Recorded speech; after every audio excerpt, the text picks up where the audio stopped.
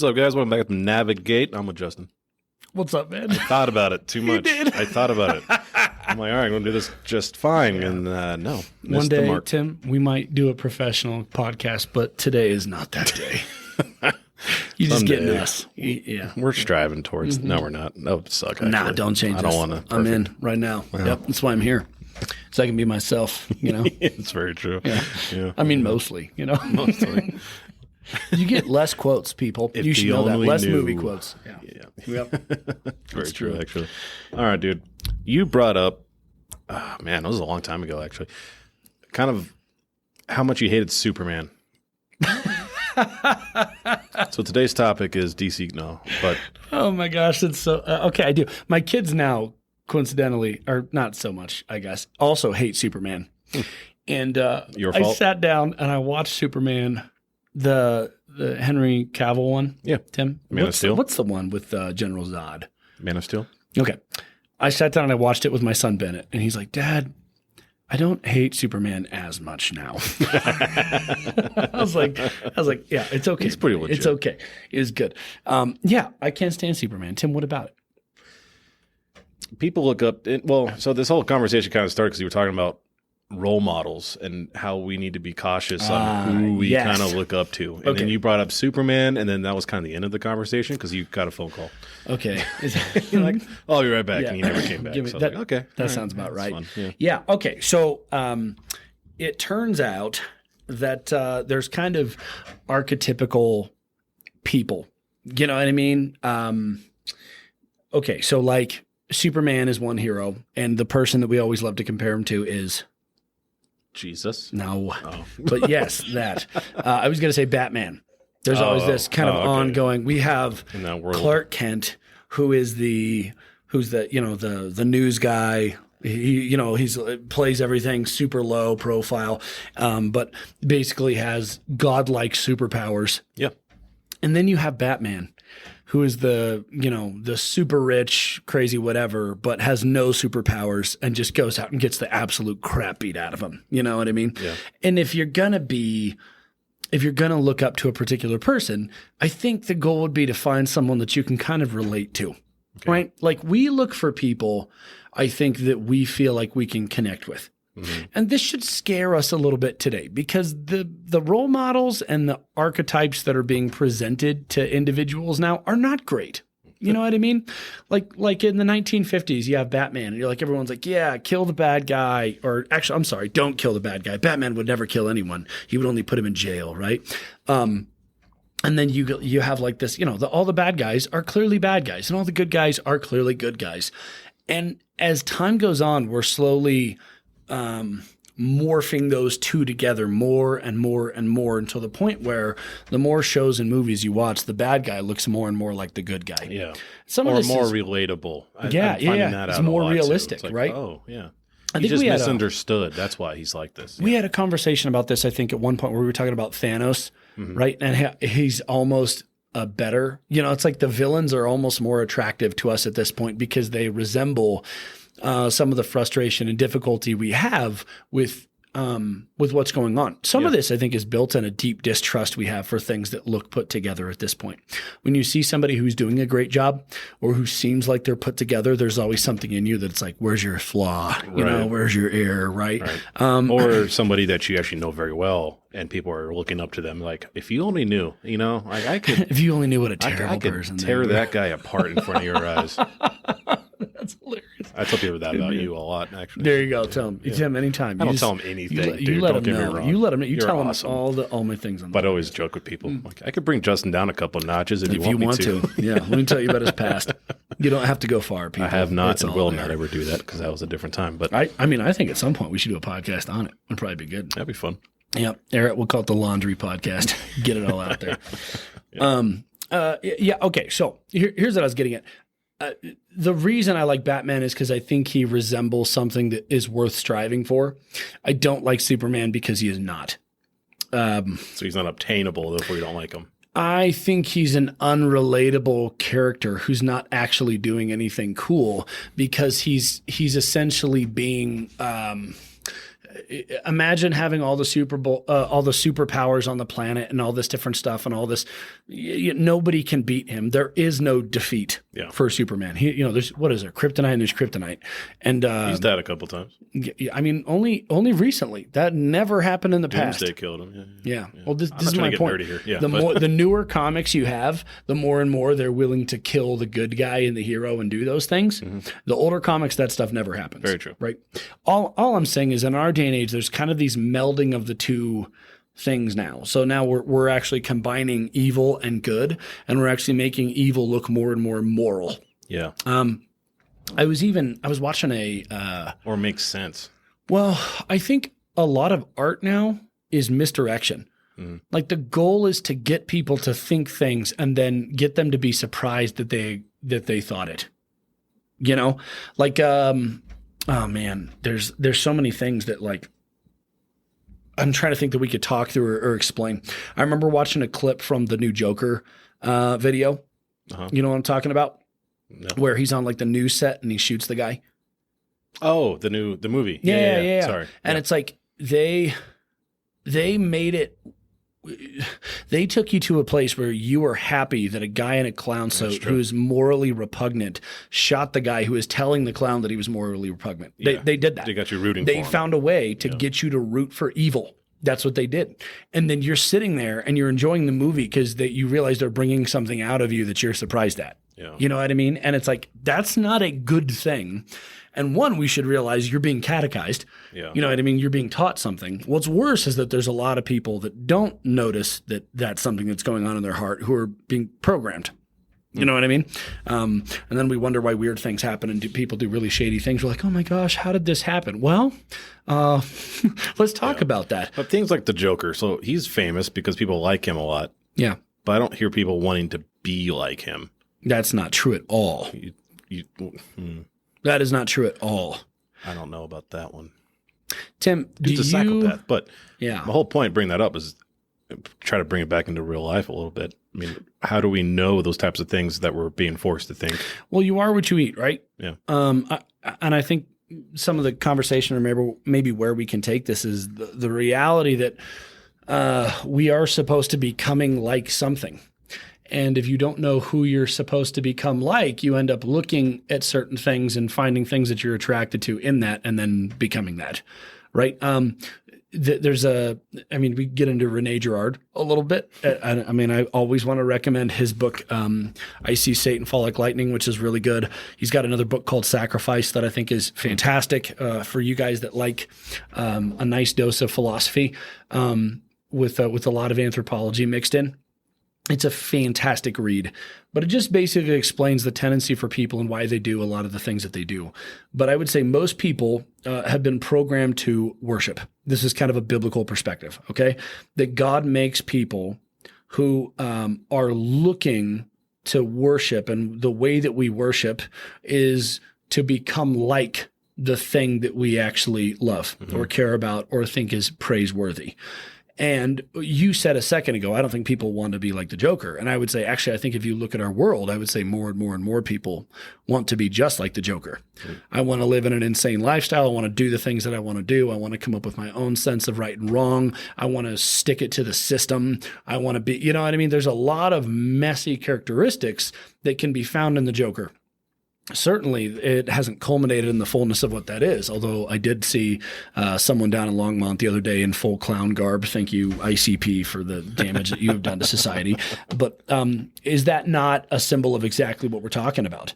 I mean, there's been writings on this. You got Jung writing on, I think it's The Shadow Man. You got Dostoevsky writing similar kinds of, books on the guy who lives, kind of under the street and what it is. And it's this symbolism for the thing that's inside of you that you have to confront that's not good. And if you don't deal with that, then it ends up becoming something that overtakes you and you lose control of who you are. Yeah. Now, the biblical picture here is, I can pretend for a long time because I have a conscience that I'm a good person. But if I don't actually fundamentally get changed, born again, to become a new person, eventually that thing is going to come out. And the more all the evil that I've been holding back only grows until I have an opportunity where it no longer benefits me to be civil.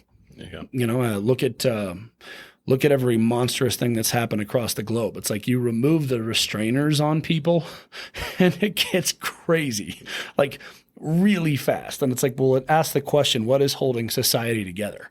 What holds things together when people could, you know, and you have movies like The Purge, you know what I mean? And people are like, great movie. You know, I think we could use something like that. And I'm like, all that says to me is you have something inside you that is not healthy and not good. And you have a lot that you're not bringing to God or dealing with. So I've heard that. I've also heard the Dwight from The Office saying, it's like, we need another plague. There's too many people on this earth. You know, it's like, as long as you're the one who gets to live, right? Yeah. I mean, And coronavirus came from bats. Right.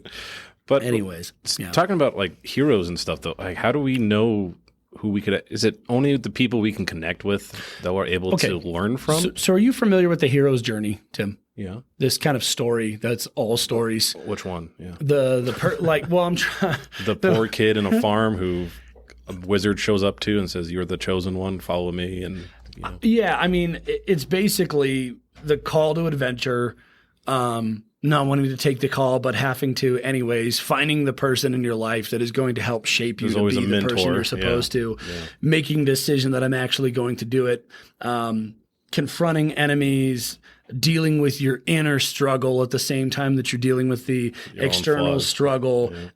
You eventually get to this place where it's like, now I'm actually becoming the man that I'm supposed to be. Usually somewhere in there's a girl that comes in alongside this person to help them to achieve the thing that they were supposed to. It's the hero's journey. It's this story that's all stories. The story really is culminated in Christ. He is the ultimate picture of what that's supposed to look like. And I would say every great story that's been written is written onto the heart of every person for what we were supposed to be. And it's this picture of the desire in us to confront our disconnect with God, to actually put that thing to death, to become what we were always meant to be, that we might have the reward, which is not just external glory, but internal character and conviction that matches the glory that is revealed, because it's not disingenuous. There's something about disingenuous riches that is just repugnant to us, right? We know that somebody might have a lot of riches, and if they don't earn it, we think the inner person doesn't match the outer person. We're disgusted by that, right? There's something in us that knows that person earned it. You know what I mean? I've watched him earn it. Yeah, he did. There's something that's like, yep, that's the right way. Why is it the right way? Why? Because we know in our guts there's a way that things are meant to be done. This is why everybody hates, there's a lot about movies here, because we're talking about archetypes. Like the new Star Wars movies. They destroyed the hero's journey. I hate that. They killed it. I mean, especially the one with Leia like being frozen and all that. Floating around in space. But think about it. The courageous pilot, like you have in the old movies, who goes out and does the daring thing and gets the job done and saves the day, because he's going to face not only his inner fear, but the outer struggle, and he's going to step up and he's going to defend and protect. And they make him look like an absolute idiot. As all the ladies at the time step up and no, why would you do that? There's a better way. We can do it. And I'm like, what they did was they tried to take the hero's journey and break it, because their belief is that it's a social construct, that we have created this idea. And now people continue to try to live out this idea, but it's the wrong idea. So if we can create a new narrative and get people to build off of that, then it'll work. Right. And what's happening is they're losing people by the droves. It's the same thing as it's happening with Disney. I mean, it's woke culture in general. Let's try to make a new narrative, a new mimetic perspective that underlies everyone's thinking, and we'll grow our children in this. It's why a lot of parents are trying to like raise their kid as gender neutral. It's like, I'm not going to be a boy. We're not going to raise them as a boy or a girl. I was looking, Tim, actually at this set of comments of these parents who are trying to raise their kids like gender neutral, and they were irritated. They're like, man, I really try to do this well, and my daughter only likes pink, and it's so frustrating, and how come this happened? It's like, so when they actually choose, they get mad. Yes, it's so ironic. But my point in that is that people are not trying to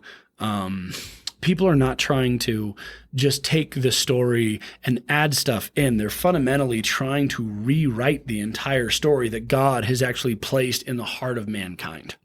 He's made us a certain way, and in an attempt to rebel against the way that God has created us to be, that we know there's brokenness that needs resolved.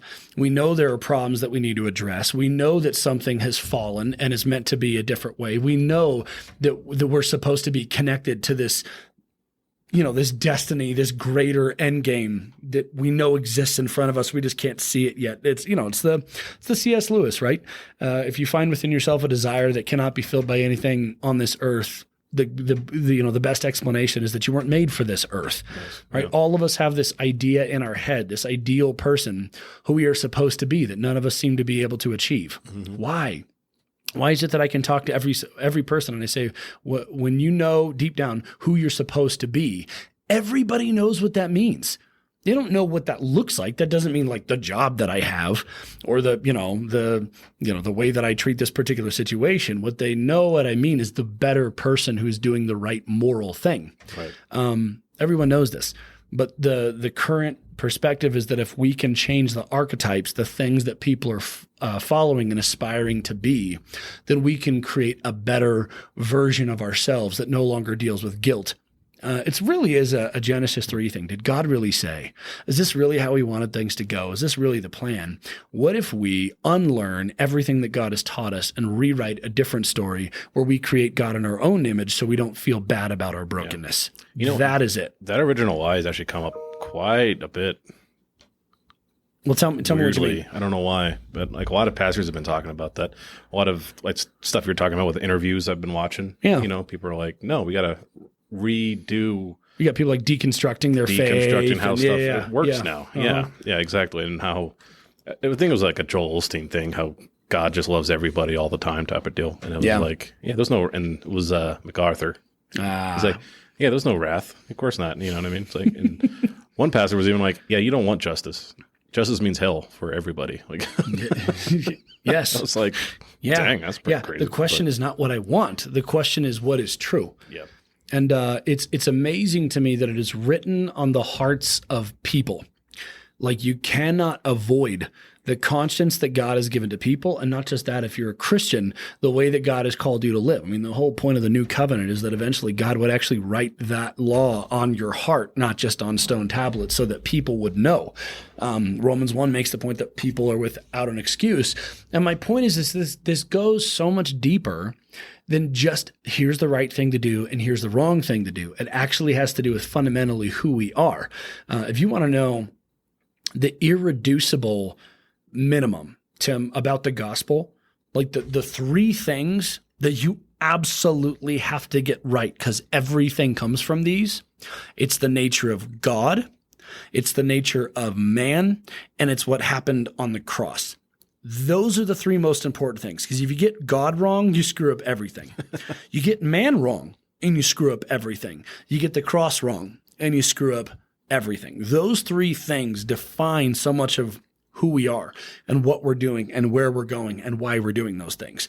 But if I can flip the places of God and man, and I can make the cross something we do for God, then we have fundamentally tried to break everything. You get what I'm saying? Yeah, it really is Luciferianism. Yeah. And I just think about Psalm 2. Why are the nations in an uproar? That's the question today, isn't it? Yeah. Why is everything so jacked up? Why is it topsy-turvy? Everybody's fighting. Nobody's agreeing. It's really messy. Why are the nations in an uproar and the peoples devising a vain thing? The kings of the earth take their stand, and the rulers take counsel together against the Lord and against his anointed, saying, let us tear their fetters apart, or their chains, and cast their cords away from us. Right? We don't want to be connected to the very thing that gives us identity. Yeah. We don't want to be connected to the thing that reminds us of who we actually are, right? And this was actually what happened in the fall. You have a spirit in you that has connected you to God. And in the fall, you were severed. You were cut off from the thing that is supposed to give you life, but it's still there. It's just not working anymore. So what is it? It's a representation for you of what you were meant to be that you can no longer achieve. Wouldn't it be nice, Tim, to not feel guilt anymore? Yeah. Wouldn't it be nice to not feel shame anymore? The problem is the people that don't feel guilt and shame, Tim, are psychopaths. You know what I mean? That's very like true. we think to ourselves, man, it'd be great if I didn't feel bad about stuff, or I didn't feel this, or I didn't feel that. Yeah. The people that do that are the worst people on the planet that you do not want to become. The grace of God is still such that you will at least feel bad about doing the wrong things. And people are like, man, I wish that would go away. Right. It's called transgenderism. Yeah. Right. It's called Marxism. Right. It's called, pick whatever perverted version of the gospel where people want to recreate God in their own image it is. But the reality is if I could eliminate sin and I could redirect things the way that I want, then I wouldn't feel so bad. The irony is you still feel absolutely awful because you cannot escape who you actually are. And this is why people are upset that their daughters are picking pink when they've tried to raise them gender neutral, because what they're finding is, dang it, I can't erase my sin. Mm-hmm. That's what that means. They're not coming out and saying that, but I think in their bones they know, oh, darn it, if this is written into the fabric of who we are, I may actually have to deal with this as a reality, and my desire is not to deal with things as a reality. Yeah. Here's something that came up to me. I don't know why. This has actually been bothering me for a while. I hate the culture. I hate hearing about it. It's everywhere all the time. I'm just so done with it. Right? Mm-hmm. It's exhausting after a while. I just get mad. But I hear verses like we just said, Psalm 2. It's like this stuff has been going on since King David days, even before that. Yeah. Like, when does this stuff end? Yet the culmination of all things, Tim, it's the hero's journey. Yeah. I know you're upset about it too. Me too, man. Well, it just makes me think, like, what can I actually do? If this has been going on for generations, like this, I have a very small part in this, apparently. Yeah. So the sanctification process is you confronting the inner man while you're also confronting the outer man, mm-hmm. right? The mentor is the spirit that God sends to us. You're going to have to go into the cave, which is the hellhole, which is my own sin that I got to confront and the difficulty that I'm currently in. And I'm going to fight the evil. I'm going to kill the dragon. I'm going to get the girl, and I'm going to reap the reward. That's the story. Christ redeems his bride. The dragon is thrown into the pit of hell where he belongs, along with all the other demons and everything else. And there's the great culmination in the wedding feast of the Lamb as the bride is brought together with the bridegroom. That is a glorious thing. We all live that on a small level. I mean, marriage is supposed to be a picture of that, right? We talked about that a little bit in a couple of podcasts ago, I think. We were talking about the rest, actually, and how it's supposed to be a picture of those things. But the thing that I want us to realize is that we're smack dab in the middle of that battle against good and evil. And your story, your life, is actually part of a greater story that is a gospel story being told of God redeeming all things back to himself.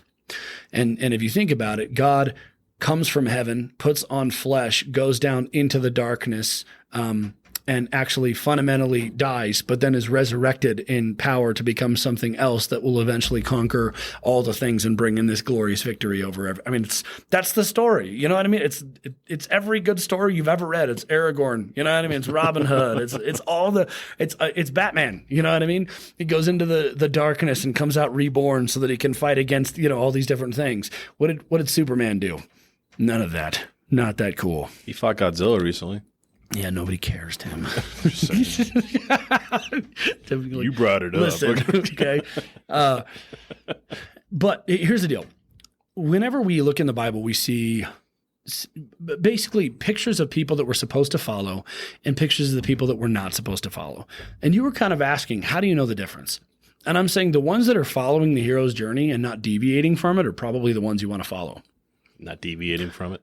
Yeah. Like what does David do? Yeah. You know what I mean? Like, well, he's the first, because I talked to one of our listeners, Rob, Yeah. We did a whole episode for him, but he brought that up too with David. It's like, if a church leader today were to do what he did, we would disown him and kick him out so fast. Yeah. We would do a podcast called The Rise and Fall of David Hill, and we just put him on blast. But it is an interesting thought, because is David worth looking up to? Even though we know everything he did wrong. And here's why. Because you can see the things that he did right and admire those, and you can see the things that he did wrong and loathe those. That's the point, that you know the difference. And God has made it that way. You can read the biblical story and you can see this was like Christ, this was not. This is what we should be doing. This is not. You can, and it bears this out in the story. It exposes the things that were done wrong and how God felt about them, and the things that were right and how God felt about them. I mean, the whole bit with Bathsheba, there's a prophet that shows up and is like, "You idiot." Yeah. He's like, "I'm an idiot," and we all sit there like, "Yeah, I get that, man. I get me too, dude." And that's kind of the point. Paul says this, imitate me as I imitate Christ.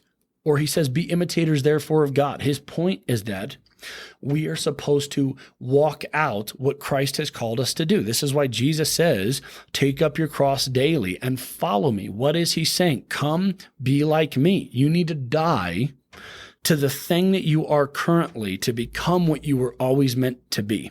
And the story that Jesus is constantly telling throughout Scripture with his disciples when he's showing them this is, I'm going to take you where you don't want to go to produce in you what wouldn't happen if you didn't go here. You got to come into the cave. You're going to have to walk through the fire. Is that what dying means? That's the whole point. It's time to start doing things you don't want to do. Okay, so you want to, here's a story, Tim. And I've been in the book of Jonah a lot. Nice. Okay. The book of Jonah is about, Jonah and this monster, right? The problem is the book is actually about Jonah being the monster. Yeah. He is the monster in this story. Like, everything that he does is revealing he doesn't want to do the thing we know he's supposed to do. God says, I want you to leave the place of comfort. I want you to go on a journey. I'm going to mentor you. I'm going to take care of you. I'm going to give you the knowledge that you need to do. And he's like, I'm not doing that. Goes a different direction, has to face the monster anyways. And then comes out on the other side, and instead of being born again and being a different person, he begrudgingly does the thing that he's supposed to do and is still pissed off and frustrated. The point of that story is you can do the right thing and still lose. You can do the things that you're supposed to do, and you can decide to come up on the other side of the resurrection and not have changed. And I think too many Christians, and I mean this, have been spit up by that whale. God has actually invited you into his kingdom. You are, in fact, saved, and you're still sitting under a prayer, begrudgingly asking God to kill you because you don't want to be a Christian. Wild to me. Well, what is that saying? I'm willing to face stuff on the outside. I'm not willing to change on the inside. I'm not willing to die. You're going to have to kill me before I'm going to die. But then when God takes him to the point of death, he's like, I don't want to die. Save me. Right? And we could digest that and get into that more. Well, to go off that point, then what would have been the right attitude Jonah should have had there at the end? Well, I think when it comes to dying to yourself. We could get to that. But my point is this. We can look at Jonah and know I'm not supposed to be Jonah. Right? Yep. We know that. We read the story of Jonah, and it's basically a story of how all of us have felt and what we're not supposed to do. I mean, it's a very easy book to relate to because all of us want to run from the things that God is calling us to do, and all of us want to run to the appetites and desires that we have. And Jonah represents the person that God got his work done through, even though he was absolutely the wrong person for the job. Is there some comfort in that? Yes, but also no. Because I don't want that to be my story. Right. You know what I mean? I don't want to be a Jonah. So if you're saying, what does that look like, the whole death to life thing? I think the goal would be that we don't just allow God to save us and do a work and we allow him to use us, but we're frustrated and irritated the whole time, but that actually we're killing the thing inside of us at the same time that we're achieving what God has called us to outside of us. And I think a lot of people neglect one or the other. And the hero's journey is I'm defeating things on the outside. I'm overcoming the things on the inside. That's what it's supposed to look like. Does that make sense? What kind of stuff, though? I guess I'm trying to get a little specific if I can. Tim, what do you think you struggle with internally? Eternally? As far as internally. Like the obvious, like envy, you know? Okay, I mean? Envy? Sure. Yeah, envy's great. There's 7 of them. That's not biblical, but yeah. I'm making a point. Actually, let's just go ahead and read the list to you. What do you say? Oh, joy, yeah. Gluttony, fornication, greed, Sadness is not one. I don't know why that's on here. Wrath. What are you reading? Yeah, what am I Did reading? you just Google something? Where are they? Yeah, I tried to pull it up. Here we go. Gluttony, lust, greed, wrath, sloth, pride, and anger. Is that right? No, man, I'm really butchering this. Why all of these lists I got should be on there all of them I got 8. I'm like, why are all these lists wrong? I should know these by heart, but if I was Catholic, I would know them by heart. My point is that everybody for forever has known there's a list of things that tend to come out of us that are not healthy things. And there are things that are going on inside, not necessarily things that are going on outside. Like here's an example. Cain and Abel, okay? Nothing in the story of Cain and Abel would indicate to us that Cain did anything wrong. Yeah. Okay. It seems like he brought crops that God asked him to bring. And it's like Abel brought good flock to the Lord. And it's like, well, what gives? And it seems to indicate when we get into the book of Hebrews that Cain brought something in his heart that Abel didn't. One was acceptable to the Lord and one was not. And it wasn't what they brought in their hands. It's what they brought in themselves with what they brought in their hands. And this is my point. You can do the right thing in the wrong way and you're still wrong. Yeah. You know what I mean? You can do the wrong thing with the right motives and you actually might be closer to right. Right. And I think we all know that what's going on the inside is actually almost worse than what goes on the outside of us, because the difference between a rich person who doesn't deserve it and a rich person that does deserve it is that feeling of disgust, right? Like that we know that's not right. That doesn't match. That doesn't compute. And if those two don't sync up, we have a problem with it. Mm-hmm. We know that those things have to happen together. And when they don't happen together, we know something is wrong. There's this balance that we're called to in Scripture where we're supposed to die to ourselves but live to Christ. This is why so many of the things in Scripture that we read are this paradox, right? I've been crucified with Christ. It's no longer I who live, but Christ who lives within me. Yet the life that I now live, I live by faith in the Son of God who loved me and gave himself up for me. Well, am I dead or am I alive? Do I blame the good stuff on Jesus and the bad stuff on me? Is that how that works? What's the balance here? What does that look like? And I think the picture is, how am I facing the things on the outside and on the inside at the same time? How am I walking out the fullness of the journey that God has called me to? And how am I not being a coward? How am I learning from the people that have gone before me so that I walk this thing out the way that I'm meant to? Tim, you know I like poetry, right? It's one of my favorite. It's one of my favorite poems of all time. Is this poem called "If"? Can I read it? Mm-hmm. Yeah, I've heard this one. You sent this one to me. Have I sent it to you? Mm-hmm. It's one of my favorites because it's this knife's edge that he's calling you to live out. Mm-hmm. I think everyone would say, yeah, that's impossible, but I know I'm supposed to do that. And that right there is God placing eternity into a man's heart. I know that this is who I am meant to be, even though I know I'm not able to attain it. And are you willing to strive for something because it's right, even if you knew you would never succeed? That's the willingness to come out of the cave. So I'm going to read it to you. It says this: if you can keep your head when all about you are losing theirs and blaming it on you. If you can trust yourself when all men doubt you, but make allowance for their doubting too. If you can wait and not be tired by waiting, or being lied about, don't deal in lies, or being hated, don't give way to hating, and yet don't look too good or talk too wise. If you can dream and not make dreams your master, if you can think and not make thoughts your aim, if you can meet with triumph and disaster and treat those two impostors just the same, if you can bear to hear the truth you've spoken twisted by knaves to make a trap for fools, or watch the things you gave your life to broken and stoop and build them up with worn-out tools. If you can make one heap of all your winnings and risk it on one turn of pitch and toss, and lose and start again at your beginnings and never breathe a word about your loss. If you can force your heart and nerve and sinew to serve you long after you're gone, and so hold on when there's nothing in you except the will which says to them, hold on. If you can talk with crowds and keep your virtue, or walk with kings nor lose the common touch. If neither foes nor loving friends can hurt you, if all men count with you, but none too much, if you can fill the unforgiving minute with 60 seconds worth of distance run, yours is the earth and everything that is in it, and which is more, you'll be a man, my son. I love it, man. I read that and I'm like, oh, it's beautiful.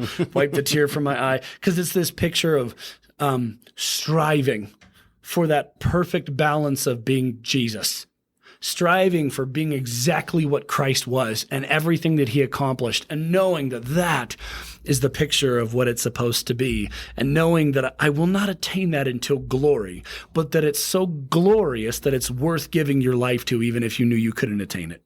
That's the picture. I mean, that to me, in a very real sense, is what makes me tick. Do you love Jesus so much that you would give your life to trying to be like him, even if you knew you would fail? Yeah. And I think that's what Paul did. That's what Peter did. That's what every great person in the Bible did. They loved the Lord so much that they were willing to do everything that they could to be like him, even if they knew they were going to fail again and again and again. And their gracious God, whom they wanted to be like, would continue to extend them mercy even when they didn't deserve it and didn't hit the mark. I mean, sin literally, we've talked about this, is an archery term, right? To miss the mark, to miss it. And it's like, we've all missed the mark on being Jesus, right? But does that mean that we should stop shooting or attempting to hit the bullseye? No, I'm going to shoot for it every single time. And I will probably not nail it the way that I'm, hoping to, but I'm going to continue to shoot for it because it is glorious and is worth it with every fiber of my being. I know that that is what it's supposed to look like. And that, Tim, is why I like Batman. Because he's the guy that gets it wrong often, gets the crap kicked out of him, but refuses to stop because he knows that justice and righteousness are on the line. And he would rather take an absolute beating than see righteousness or justice take the beating. And that's the beautiful thing about it. That's what's so glorious. Everything with Superman is like, oh, another person coming to test to see if Superman will lose. No, he doesn't. Wow, imagine that. Yeah, the sun brought him back to life. And now it's like, it's not a story about striving to become the person that you were always meant to be. It's the person who already is that thing, slowly wiping off the planet, all those people who are not, which is a picture of Christ, but it's a totally faulty picture of Christ. So to me, it's like a mangled, problematic version of the thing that we actually should be following. If you want what the American dream is, to me, it's Superman. And I think that's why there's some difficulty there for me, or frustration about it. But, I've never liked Superman either, to be honest with you. So I think it leads to at least a small conversation, Tim, which is, who are the people in your own life worth following? And you should ask yourself the question, who am I spending my time around? Who am I actually modeling my life after? I am following people. The question is, what people am I following? And I mean, Jung said this, right? And again, I'm not sitting here advocating for Carl Jung or all of his writing. I'm just saying it's a good statement. He said, people don't have ideas, ideas have people. We say it at our church this way. We say, conviction is not what you have, it's what has you, right? And the question is, what are the ideas that seem to be embodied, by the person you're following? And is it a desire to honor Christ and follow him and show you the Son through the way that he lives? Or is it somebody who is doing kind of a different thing entirely? And I would say a lot of people are following things that are not like Christ, but are actually serving a different thing inside of them. That shadow man that we're talking about, that monster that Jonah is, that thing inside of him that even if he goes to the depths of the sea, he seems unable to kill. Yeah. That is the thing that we actually have to give to Christ and allow it to die so that we can become the thing that we were always meant to be. And I would say that what embodies that is fear, frustration, comfort, appetites that are unhealthy, whether it be lust or food or addictions or whatever. There's so many things that we can run to that allow us to be okay with not becoming what we know we're meant to be. And I would say the reason people are obsessed with drugs and pornography and all these things is because they know deep down that there is some beautiful thing that they're meant to have, but they can't have it.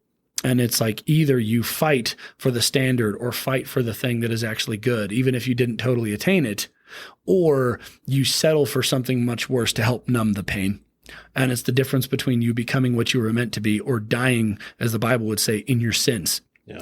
Dying in your sins is dying without actually allowing Christ to come in and kill those things in you so that you would become something else.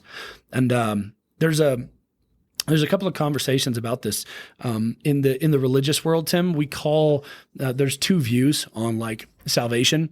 Is what's called monergism and synergism. Monergism is this belief that God is the one that saves us, and we don't really participate in that outside of receiving the grace that He has given to us. Synergism is this belief that I reached up to God and I said, yes, I will take this. Thank you, because I've decided and I know. Clearly, I'm showing my cards on what I believe here. The problem is that a lot of monergists tend to extend monergism into sanctification, and monergism is true of salvation, where God saved me, I didn't save God. It is not true of sanctification. That's something you actually partner with the Holy Spirit to have accomplished through you. And a lot of people, I think, are sitting back and not allowing God, not partnering with God on killing a lot of this stuff that needs to go and destroying it and creating new patterns and new habits in your life.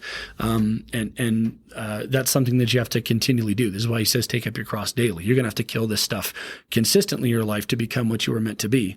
Or you can be a Jonah. And even on the other side of you coming out of the whale, continue to choose the patterns and habits that you have because you want God to save you, but you don't actually want to change. And therein lies, I think, some of the difficulty with churches today. Is Christ my Lord, and I have to obey Him and become like Him? Or is He just my Savior that has saved me from the fish? Yeah. And what's sad to me is that I think there's a world of people out there that are happy being saved from the fish, but don't really want to change and become something new. And really the picture here in light of this podcast would be, I want to stop the hero's journey halfway through. I'm okay with halfway. And I think a lot of people are far too all right with halfway and don't actually want to see the fullness of what God is calling them to be. That's interesting, actually, because for me, trying to become that whole identity piece, yeah, it's a struggle to know. It's a struggle to know what the right thing is to do at the time. If my journey is not being able to figure it out yet, then does that mean I'm off the journey path, or am I still on it and God's going to connect with me eventually? Because that's what it feels like. It's like if I just keep trying, eventually it's all going to click. Well, here's the question. If the Holy Spirit is in you, it really does mean that you have the ability to conquer these things that you're facing. Mm-hmm. I think a lot of people don't believe that. Well, you haven't witnessed it or seen it. Yeah. Or they're just not actually noticing it. Mm-hmm. Like, I think it's almost easier for us to focus on the losses so that we feel better about quitting. Mm-hmm. Either you see progress and you measure the gains and you stay on task because you're seeing it, or you continue to look at the areas that haven't worked out to justify you not doing what you're supposed to do. And again, at some point, y'all should read the 4th chapter of Jonah and just watch what happens. I mean, it's crazy. Like, this whole nation, 120,000 people get saved. And it's not even, just a side note here. Jonah doesn't go through and he's like, I have to tell you guys about the gospel of Jesus Christ and the love of our God. He doesn't want to do this to you, but you're doing this to yourself. He goes through, he's like, listen, y'all are going to burn. Yeah. Okay. Just letting you know. And the whole nation's like, we got to repent. We got to get right. And Jonah's like, dang it. And he says, I knew you were going to do this. I knew you'd be merciful. I knew you'd be gracious. And in this picture, it's like God did this thing and He was almost upset because He wasn't measuring the glorious thing that was actually happening. He was measuring what He wanted to happen. And so because of that, he wasn't able to actually rejoice or have joy. And I mean, look, man, your mentality and like your growth or your ability to conquer the dragons in your life has so much to do with you actually seeing the victories and the progress that's happening. And some people, man, I'm telling you, they enjoy watching the loss because it gives them a reason to not have to try. They really do. And I would just encourage you, if you're the person that's constantly counting the losses instead of the wins, you're actually the person who wants to quit and you're looking for reasons to. Yeah. And you're probably the person that has floated from one thing to another thing to another thing, and you wondering why it works out for other people and not for you. And it's because you want to start to come out of the cave or start the journey, but as soon as you see the journey is hard, you want to quit because you didn't actually sign up for this, And I just want to encourage you, keep going. I mean, this is why James says, don't be like the person who's tossed about by every wave or wind of doctrine. He's like, don't do that because you won't receive any reward. That's why Jesus tells you to fix your mind on the things that actually matter, because what you think about ends up being where you land. You know, that's again, it's part of the whole journey. Am I conquering the inner man, or am I allowing myself to be conquered? I think it was Marcus Aurelius who said this. Man, I got a lot of pagan philosophers I'm quoting today. Sorry. He said this: a person who conquers the inner man is better than someone who conquers an army. It was something along those lines. But his whole point was, it's way harder to get the inside of myself in line than it is to go to war with something outside of me. And I think there's a lot of truth there. Yeah. I really think there is. Yeah, for sure. Well, cool. This is an interesting one. I liked it. There's a lot here. I feel like, honestly, I feel like I could talk for like another 2 hours about some of this stuff and the characteristics of people you would want to follow. I still feel and how to find those things. Unsettled with some parts. If we had more time, we'd get into it more too. Yeah.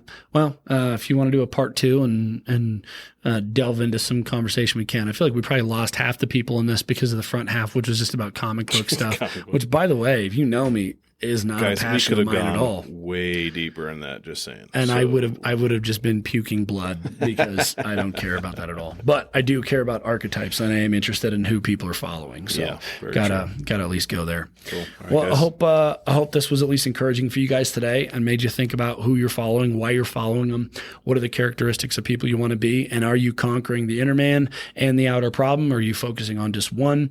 There's definitely some stuff to pick up on here that I hope you can apply to help you navigate your faith. Totally. All right, guys. Catch you all next time. Have a good week.